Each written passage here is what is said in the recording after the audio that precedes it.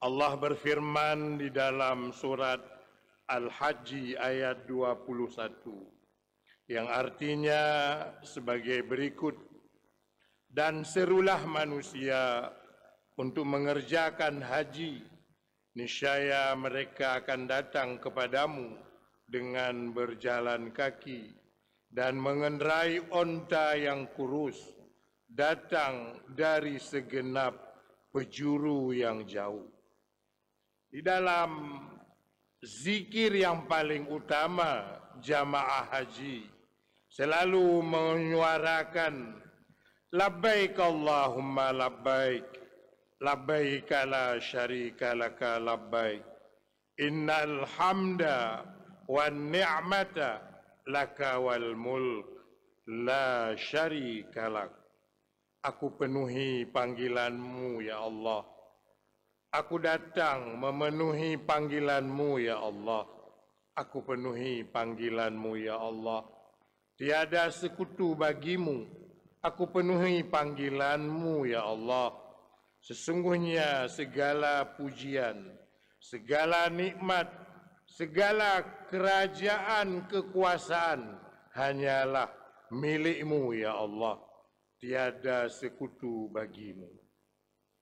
Hadirin sidang jamaah Jumat yang berbahagia, hari ini bertepatan 13 Zulhijjah 1442 Hijriah, di mana sebagian hamba Allah di tanah suci Mekah Al-Mukarramah telah menyelesaikan ibadah utama Arafah, Muzdalifah, dan terus bersambung dengan kegiatan Mina, sebuah rangkaian syarat wajib dan rukun ibadah haji yang harus dikerjakan.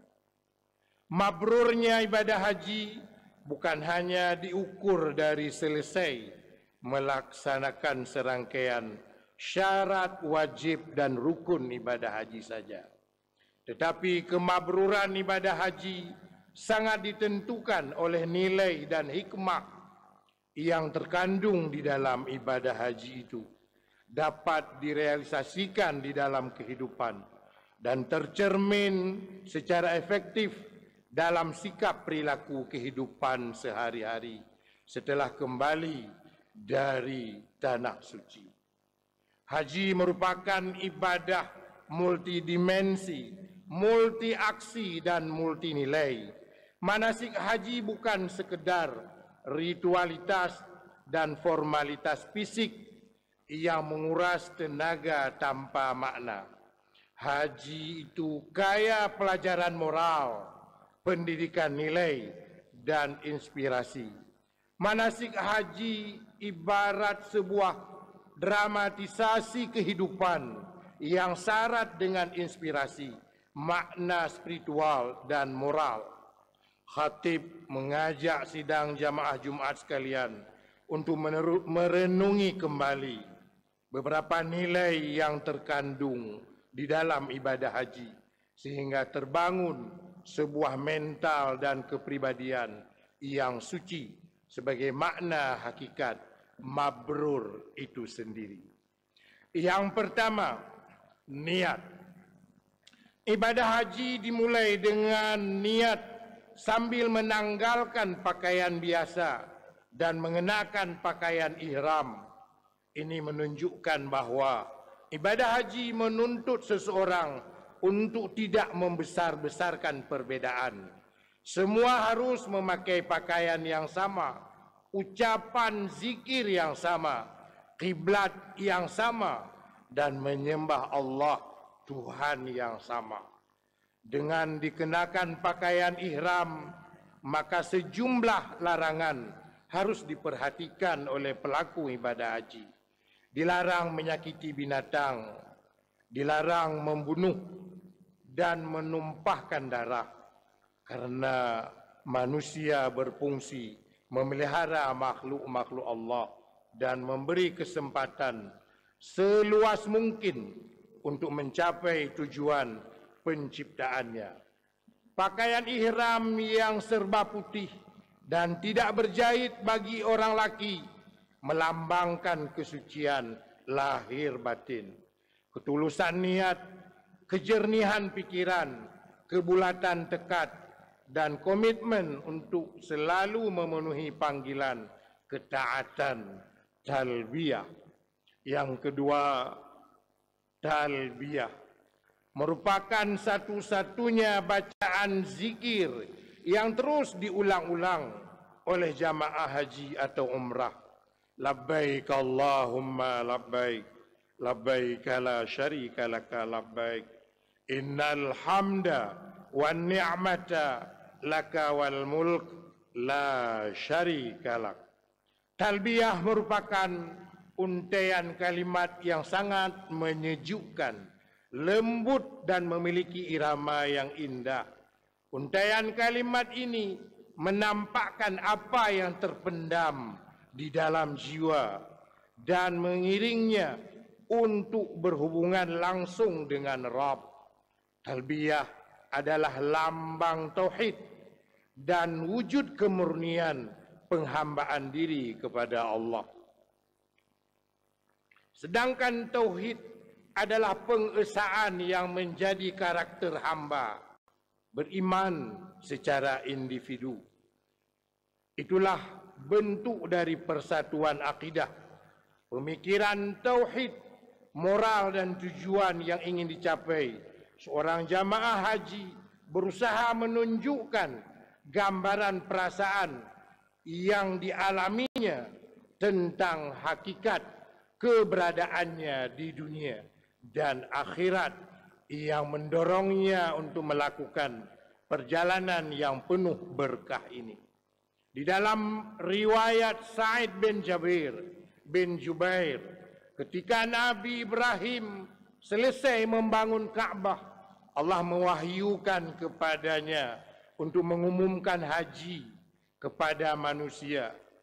Nabiullah Ibrahim pun kemudian keluar dan menyuruh manusia, "Wahai manusia sekalian, sesungguhnya Tuhan kalian telah mendirikan sebuah rumah, maka berhajilah."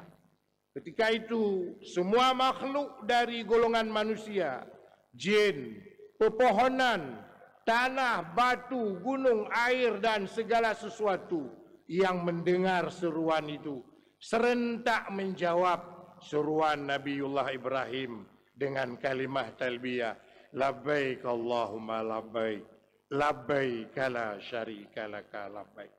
Yang ketiga, tawaf. Esensi tawaf bukan sekedar berlari kecil mengelilingi Ka'bah 7 kali, dimulai dan berakhir pada rukun aswadi. Tawaf mengharuskan hujjaj berakidah tauhid sejati. Tawaf itu ibarat tasbih kehidupan. Semua gerakan tawaf itu harus berada dalam orbit tauhid. Gerakan tawaf melambangkan dinamika kehidupan yang progresif dan transformatif.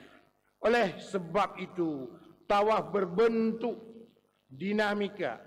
Oleh sebab itu, tawaf membentuk Muslim anti syirik, tidak mudah dijajah oleh berhala sosial, politik, dan budaya. Tawaf merupakan simbol perjuangan manusia untuk mendekatkan diri kepada Allah Subhanahu wa Ta'ala, menyatukan langkah dan memusatkan hati kepada eksistensi Sang Pencipta, sehingga ketika ideologi manusia terpusat pada eksistensi Sang Pencipta, maka segala elemen yang ada mengintari pusatnya dan keridaan Allah merupakan sebuah hadiah yang paling indah di dalam kehidupan manusia. Yang keempat, sa'i. Secara historis, sa'i dilakukan pertama kali oleh seorang perempuan yang bernama Siti Hajar. Beliau berlari-lari antara Bukit Safa dan Marwah selama 7 kali mencari air untuk sang buah hati, Ananda Ismail salam. Kala itu mereka berdua berada di padang pasir yang tandus tanpa kehidupan. Sa'i antara Bukit Safa dan Marwah mengandung nilai etos kerja produktif dan motivasi berprestasi tinggi. Kegigihan Hajar, bunda Nabiullah Ismail alaihissalam, dalam mencari dan menemukan air kehidupan bagi buah hati yang dicintainya, menginspirasi jamaah haji untuk meneladani seorang ibu yang tidak pernah lelah dan menyerah dalam menyayangi dan mengantarkan anaknya untuk meraih masa depannya. Siti Hajar mewakili sosial kultural saat itu, di mana kedudukan wanita dipandang rendah dan identitas Hajar sebagai budak hitam dari kasta yang rendah yang dipandang sebelah mata oleh masyarakat ketika itu. Namun Allah Subhanahu wa taala melalui sosok Siti Hajar mengangkat derajat perempuan tanpa memandang identitas sosial. Semua sama di hadapan Sang Pencipta. Bukti ketaatan dan ketangguhan seorang perempuan sebagai istri yang jauh dari suami dipandang di padang pasir yang tandus masih terkenang sampai saat ini dan di masa yang akan datang. Bukti dari perjuangan seorang ibu untuk sang buah hati kini Allah abadikan menjadi sebuah ritual suci di dalam ibadah haji. Yang kelima, wukuf.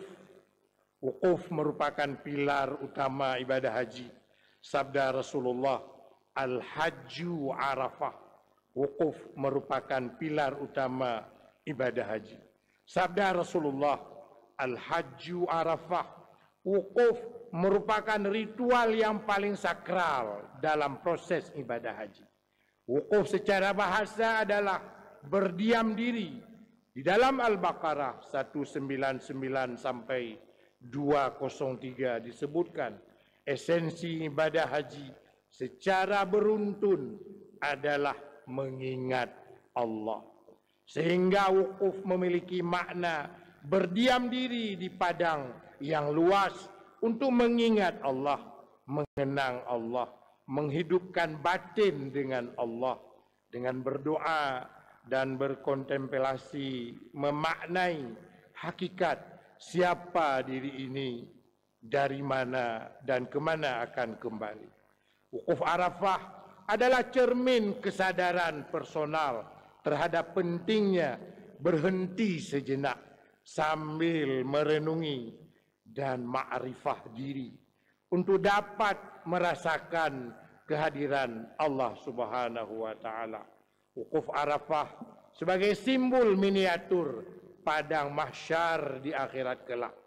Wukuf memberi kesadaran kepada kita untuk mengenal diri, perlu muhasabah, evaluasi diri, pengenalan jati diri, dan yang lebih penting lagi merasakan pengadilan terhadap diri sendiri sebelum mengikuti pengadilan Rabbul Izzah di yaumil mahsyar nanti. Wukuf memiliki pesan persamaan semua manusia dari seluruh penjuru dunia tanpa memandang ras, suku dan martabat, tahta, bahasa, kulit, warna dan lain sebagainya. Mereka berada dalam satu tempat yang sama dengan satu kain pakaian yang sama di bawah sengatan sinar matahari. Semua sama-sama bermunajat kepada Allah Subhanahu wa taala yang sama. Tak ada yang membedakan satu sama lainnya di hadapan Allah Subhanahu wa taala kecuali ketakwaan. Semua manusia berasal darinya dan akan kembali kepadanya. Di samping itu, wukuf merupakan manifestasi kebahagiaan manusia. Dengan menanamkan nilai-nilai wukuf, manusia akan merasakan ketenangan, kebahagiaan di dalam kehidupan. Karena hakikat hidup dengan mengingat Allah Subhanahu wa taala, kita tahu siapa sejatinya diri kita. Hadirin sidang jamaah Jumat yang berbahagia, melalui ibadah haji, Allah menitipkan berjuta inspirasi kehidupan dan pesan-pesan moral dan spiritual agar manusia saling bersikap toleran, bersedia menerima dan memahami aneka perbedaan, cinta damai, rukun, saling menghargai, toleransi, disiplin, beretos kerja tinggi, dan menjunjung tinggi hak-hak asasi manusia. Ibadah haji sangat menginspirasi dan memotivasi hujjaj untuk mengaktualisasikan nilai-nilai moral dan sosial kultural dalam kehidupan sehari-hari yang berorientasi kebajikan dan kemanusiaan. Setiap jamaah haji mengharapkan predikat haji mabrur karena tidak ada balasan haji yang mabrur selain daripada syurga. Mabrur adalah haji yang berhasil mencampakkan nilai-nilai hewaniyah dan menyerap nilai-nilai rabbaniyah ketuhanan. Mabrurnya haji seseorang akan dapat dilihat pada saat sebelum dan sesudah ibadah haji itu dilaksanakan. Dalam perilaku keseharian, haji mabrur memperlihatkan sikap dan kehidupan yang islami, baik, benar, dan berguna. Ibadahnya semakin kuat, kasih sayang kepada sesama semakin meningkat menjadi suri teladan bagi masyarakat. Semoga Allah Subhanahu wa taala menjadikan kita orang-orang yang mabrur, yang diterima oleh Allah, baik ibadah kita, salat kita, haji kita, hidup dan mati kita, sehingga kita termasuk golongan as-sadiqin, as-siddiqin, wasyuhada, was-salihin.